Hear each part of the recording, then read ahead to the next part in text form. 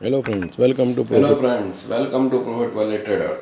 दोस्तों, आशा करता हूँ स्वस्थ होंगे, मस्त होंगे और लर्निंग के साथ साथ आपकी भी अर्निंग चल रही होगी। दोस्तों, हमारा जो प्रीवियस ट्रेडिंग सेशन था वो 27 दिसंबर फ्राइडे को एंड हुआ। फ्राइडे के दिन मार्केट थोड़ी चौपी थी। उस दिन हमने दो ट्रेड लिए थे। हमने दोनों ही ट्रेड ऑप्शन में किए थे। एक सेंसेक्स में किया था और एक निफ्टी में किया था। सेंसेक्स में हमारा ट्रेड अच्छा गया, निफ्टी में हमें स्टॉप लॉस लेना पड़ा। तो कुल मिला के हमारा दिन उस दिन प्रॉफिट में ही गया था और एक हमारा एसएल हुआ था। अब हम अगली बात करते हैं, आज की बात करते हैं। आज दोस्तों है हमारा संडे। संडे का दिन है। संडे के दिन हम लर्निंग से ही स्टार्ट कुछ करते हैं। यहाँ पर दोस्तों हम आपके लिए लेकर आए हैं इंट्राडे ट्रेड में सक्सेस कैसे हासिल करें। 5 क्या वो तरीके हैं जो हम जान लें जिससे कि हमको सफलता प्राप्त हो, हमारा इंट्राडे ट्रेड हमें प्रॉफिट में निकले। तो सबसे पहले हम ये जानते हैं कि इंट्राडे ट्रेड होता क्या है। तो इंट्राडे ट्रेड वो ट्रेड होता है जो कि हम सेम डे स्क्वायर ऑफ करते हैं। यानी कि हम उसको, अगर हमने 9:30 बजे लिया है उसको, तो 3:30 तक हम उसको स्क्वायर ऑफ करके आते हैं। या जब हमको प्रॉफिट हमारा मिल जाता है, हम उस समय उस ट्रेड से एग्जिट हो जाते हैं। तो यहाँ पर दोस्तों इंट्राडे ट्रेड में हमको सक्सेस पाने के लिए सबसे पहले हम क्या करते हैं कि हमारे जो मार्केट आवर्स है उसको हम डिवाइड कर देते हैं। अब डिवाइड हम किस प्रकार करते हैं, अब आपको पता है हमारा मार्केट स्टार्ट होता है 9:30 से 3:30 तक। तो दोस्तों यहाँ पर हम कुछ सेशन को में डिवाइड कर लेते हैं। वो सेशन रहेगा 9:30 से 11:30, 11:30 से 12:30, 12:30 से 2:30 और 2:30 से 3:30। तो दोस्तों यहाँ पर हमारा मार्केट स्टार्ट होता है 9 बजे। 9 से 9:15 बजे तक आप देखते हैं उसको प्री ओपन सेशन बोलते हैं।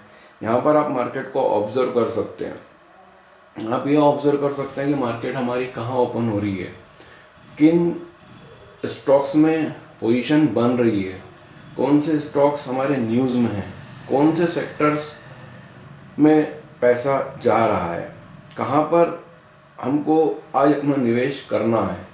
उसके पहले मैं आपको ये बोलना चाहूँगा कि इंट्राडे अगर आप ट्रेड करते हैं तो आपको शुरुआत में 10 स्टॉक अपने ऐसे आइडेंटिफाई करके रखना चाहिए जिसमें अच्छा मोमेंटम होता हो या हाईली लिक्विड हो। अब वो लार्ज कैप भी हो सकते हैं, स्मॉल कैप भी हो सकते हैं, मिड कैप भी हो सकते हैं। ये आपको अपने स्टॉक्स निकालने हैं और उन्हीं स्टॉक्स पे आपको शुरुआत में इंट्राडे ट्रेड करनी है। तो अब हम आते हैं, हमारा मार्केट जो स्टार्ट होता है 9 से 9:15, उसका मैंने आपको बता दिया क्या करना है। अब 9:15 से 9:30 के बीच में आप मार्केट की पहली कैंडल को बनने दीजिए और मार्केट को ऑब्जर्व करिए। इस जो पहली कैंडल में क्या होता है दोस्तों, जो ओवरनाइट कैरी करके जाते हैं पोजीशन या बीटीएसटी करते हैं, वो पोजीशन कुछ गैप अप्स कुछ गैप डाउन्स के कारण जो है कटती हैं। तो थोड़ा सा जो एक मोमेंटम रहता है वो फास्ट होता है। अब 9:30 से आप मार्केट को देखना स्टार्ट कीजिए या अपने ट्रेड को एग्जीक्यूट कीजिए। तो यहाँ तक हमारा एक ट्रेड हो जाना चाहिए। उसके बाद 11:30 से 12:30 ये सेशन दोस्तों आपने देखा होगा थोड़ा सा स्लो होता है। थोड़ा सा इसमें भी वॉलेटिलिटी आती है। क्यों आती है? क्योंकि यूरोपियन मार्केट हमारा इस समय ओपन होता है। तो यहाँ पर भी हमको एक ट्रेड इनिशिएट करना चाहिए, ठीक है। उसके बाद 12:30 से 2:30 का सेशन, ये काफ़ी अच्छा सेशन होता है। इस सेशन में भी हमारा एक ट्रेड एग्जीक्यूट होना चाहिए। और आखिरी सेशन जो हमारा होता है 2:30 से 3:30, लेकिन हमारी पोजीशन जो है वो 3:20 पे स्क्वायर ऑफ हो जाती हैं। ब्रोकर्स 3:20 को ही पोजीशन को कट कर देते हैं। तो मैं यहाँ पर ये आपको बोलना चाहूँगा कि आप इन चारों में से कोई 2 सेशन में अगर आपको विनिंग ट्रेड मिल जाती है तो फिर आप अपने ट्रेड में आगे एग्जीक्यूशन ना लें, क्योंकि हो सकता हो कि आपके 2 ट्रेड अच्छे जाएं और 2 में आपको एसएल जाए या नुकसान हो जाए। तो जो प्रॉफिट आप बना के लाएं वो आप घर लेके जाएं, वो ज़्यादा अच्छा होगा। इसलिए हम अनावश्यक ट्रेड में नहीं घुसें या अनावश्यक ट्रेड को एग्जीक्यूट ना करें। अब इसमें दूसरा पॉइंट ये आता है कि ट्रेंड को हम देखें। तो ट्रेंड के बारे में हम दोस्तों बहुत सारी बातें पहले भी वीडियो में कर चुके हैं, लेकिन फिर भी मैं आपको बता देता हूँ। ट्रेंड क्या होता है। ट्रेंड सबसे पहले दोस्तों आप जानते ही हैं कि 3 प्रकार के ट्रेंड होते हैं, अप ट्रेंड, डाउन ट्रेंड और साइड ट्रेंड। तो हमको ये आइडेंटिफाई करना होता है कि उस दिन उस स्टॉक में कौन सा ट्रेंड है। अगर अप ट्रेंड में है तो हम बाय का सिग्नल लेंगे, और अगर डाउन ट्रेंड में है तो हम शॉर्ट की पोजीशन या सेल की पोजीशन में अपन एग्जीक्यूशन देंगे। तो ये हमारा पहला पॉइंट कवर होता है। अब हम दूसरे पॉइंट पर आते हैं, टेक्निकल एनालिसिस टूल।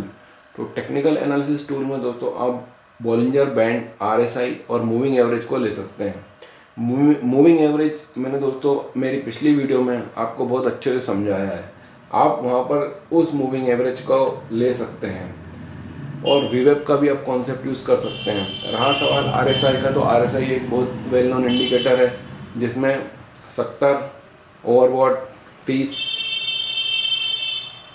70 और 30 वाला कॉन्सेप्ट बहुत अच्छे से यूज़ होता है। 70 के ऊपर अगर जा रहा है तो वो ओवरबॉट है, 30 के नीचे अगर जा रहा है तो ओवरसोल्ड है। ये है एक बहुत ही कॉमन मिथ है, ये चल रहा है, इसको बहुत अच्छे से आप लोग जानते हैं। इसके बारे में हम ज़्यादा डीपली बात नहीं करेंगे। बॉलिंजर बैंड में दोस्तों बहुत ही सिंपल है, आपने बॉलिंजर बैंड को देखा होगा या नेक्स्ट वीडियो में मैं आपको बता भी दूंगा।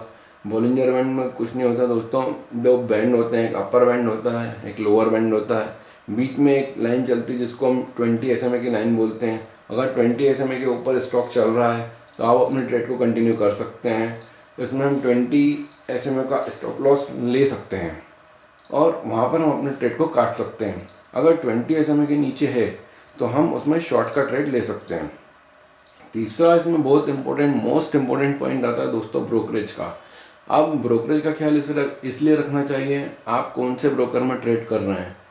अभी कुछ ब्रोकर्स हैं, जैसे हमारा कोटेक है, वो हमको 10 रुपये इंट्राडे के देता है, मतलब buy 10 sell 10 is equal to 20 rupees. Zerodha, Angel, Groww ये 20 रुपीज़ लेते हैं इंट्राडे में। तो 20 रुपीज़ में इनका बाय और सेल, इट मीन्स 40 रुपीज़ हमको ब्रोकरेज ही लग जाती है। जबकि कोटेक में हमको 20 रुपीज़ ब्रोकरेज लगता है इंट्राडे में, चाहे हम स्टॉक करें चाहे हम ऑप्शंस करें। दूसरा होता है दोस्तों रिस्क मैनेजमेंट। हम हमारे रिस्कों को किस हिसाब से मैनेज करते हैं, यह सबसे इम्पोर्टेंट पॉइंट होता है रिस्क का। अब रिस्क मैनेजमेंट दोस्तों क्या होता है कि जो भी हमारे पास कैपिटल होती है तो उस कैपिटल का हम कितने % तक लॉस ले सकते हैं, ये हमको पहले से ही आइडेंटिफाई करके रखना चाहिए। सपोज दैट अगर आपके पास 50,000 रुपये की कैपिटल है तो आप उसमें से कितना लॉस ले सकते हैं, 5%, 8%, 7%, यह आप पहले ही निश्चित कर लीजिए।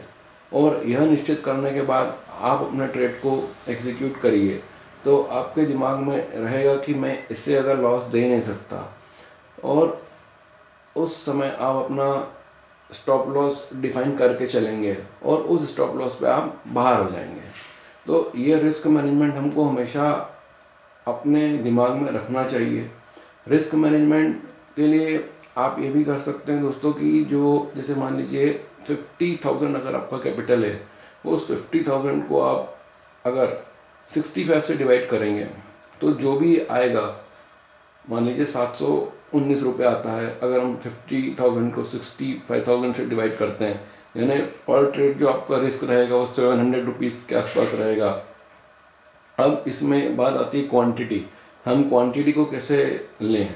तो दोस्तों हमें हमेशा हैवी क्वांटिटी नहीं लेना चाहिए, इसका भी एक फार्मूला होता है, उस फार्मूले को हमें यूज़ करना चाहिए। अब देखिए जो आपकी क्वांटिटी आई थी, यानी 50,000 को जब आपने डिवाइड करा था 65 से, तो 700 के आसपास जो है आपका रिस्क आया था। अब उस रिस्क को आप जो 700 आया था उसमें अब आप ये देखेंगे कि आप कितनी क्वांटिटी बाय कर सकते हैं। तो उसके लिए आपको क्या करना पड़ेगा कि जो भी आपने स्टॉक को चूज़ करा है, सपोज़ कीजिए स्टॉक आपने लिया RVNL, अब RVNL में उसका रेट उस समय चल रहा था 570 रुपये सपोज दैट, और वहाँ पर आपने क्वांटिटी निकालनी है। तो आप क्या करेंगे कि उस 570 के बाद आप एक मूविंग एवरेज डालेंगे।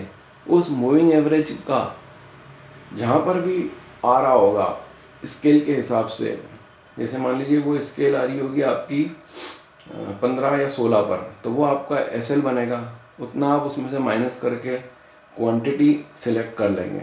दूसरा आता है दोस्तों अपना स्ट्रेस मैनेजमेंट। जब हम अपना इंट्राडे ट्रेड में बैठते हैं तो स्ट्रेस तो काफ़ी होता ही है।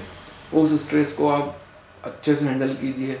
देखिए वो ऐसे हैंडल होगी, आप सबसे पहले क्या होता है कि जब हम बिना प्लानिंग के, बिना कुछ करे, बिना सोचे समझे अगर हम किसी भी चीज़ में एग्जीक्यूशन लेते हैं तो हमको फियर हो जाता है कि अरे हमने ट्रेड लिया, अब क्या होगा, अब क्या होगा। आप हमेशा अपना P&L देखते रहते हैं और अगर एग्जीक्यूशन सही नहीं होता है तो क्या होता है, आपने जैसे ही ट्रेड में लिया और वो स्टॉक नीचे जाने लग गया या वो ट्रेड नीचे आने लग गई तो आपको ना डर लगता है। डर में क्या होता है, पैनिक क्रिएट होता है। पैनिक क्रिएट होता है तो फिर आप उस चीज़ को एग्जिट कर जाते हैं, लेकिन आप जैसे एग्जिट करते हैं वो चीज़ वापस से ऊपर चली जाती है, तब आपको बड़ा रिग्रेट होता है। तो इसके लिए हमको हमारे सेटअप्स जो हमने पहले डिस्कस करे हैं उस सेटअप्स पे आपको वर्क करना आना चाहिए। इसीलिए सेटअप्स ज़रूरी हैं। कहीं भी कुछ भी बाय सेल नहीं करना चाहिए। जब हम कहीं भी कुछ भी बाय सेल करते हैं तो हमको स्ट्रेस होता है। उस स्ट्रेस को दूर करने के लिए ये सेटअप्स बनाए गए हैं और हमारे माइंड को हमें ट्यून करना है कि भाई अगर हमको टारगेट लेना है तो हम टारगेट लेंगे, अगर एसएल हो रहा है तो हम तुरंत एसएल दे देंगे, हम उस चीज़ को लेके बैठे नहीं रहेंगे। तो इस हिसाब से दोस्तों हमें काम करना है और हम इंट्राडे ट्रेड में सफल हो सकते हैं। तो आशा करता हूँ दोस्तों वीडियो आपको समझ में आया होगा। अगर इसमें कुछ नहीं समझ में आता है तो नेक्स्ट वीडियो में मैं आपको थोड़ा सा और ब्रीफ कर दूंगा। जब तक के लिए स्वस्थ रहिए, मस्त रहिए। Thanks for watching.